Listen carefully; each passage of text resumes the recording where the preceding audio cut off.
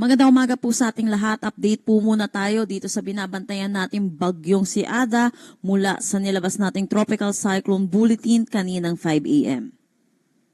Itong si Ada ay nananatili sa Tropical Depression category at huling namataan kaninang 4 a.m. sa layong 675 kilometers east ng Kasiguran, Aurora.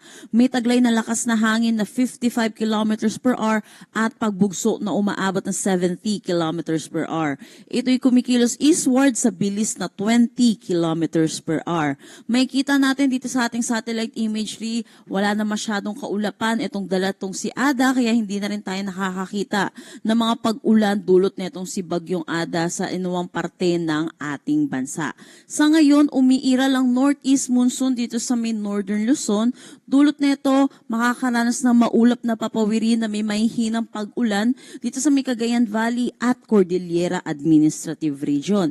Para naman sa Ilocos Region at Central Luzon, makakaranas naman sila ng bahagya hanggang sa maulap na papawirin na may mga isolated light rains. At para sa Metro Manila at nalalabing bahagi ng ating bansa, posible tayong makaranas ng init at alinsangan, lalo na sa tanghali hanggang hapon na may mga tsansa po ng isolated rain showers at mga localized thunderstorm lalo na po sa hapon at sa gabi.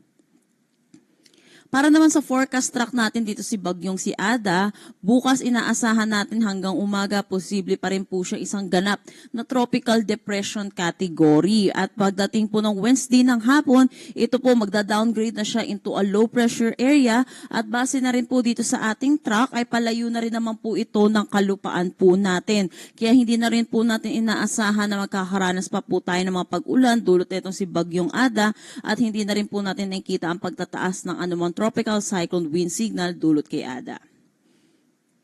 Sa ngayon, dahil sa bugso netong northeast monsoon, makakaranas ng strong to gale force na hangin dito ngayong araw sa Batanes, Babuyan Islands, northern at eastern mainland ng Cagayan, eastern Isabela, Ilocos Norte, Ilocos Sur, Abra, Aurora, Calabarzon, Oriental Mindoro, Occidental Mindoro, Romblon, Marinduque, Bicol Region, northern Samar, eastern Samar at Dinagat Islands. At dahil nga po yung sinabi ko kanina, may bugso po tayong northeast monsoon na inaasahan.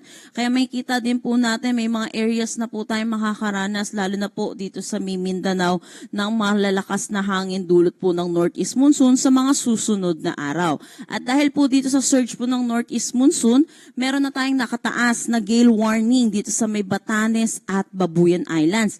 Pinapaalalahanan po natin mga kababayan po natin mangingisda at may mga sasakyan maliit pandagat, delikado po muna pumalaot dito. At inaasahan po natin madadagdagan pa po yung areas natin ng under ng gale warning habang meron po tayong surge ng northeast monsoon. At yan po muna ang latest nating update dito sa bagyong si Ada. Next update po natin ay mamayang 11 a.m.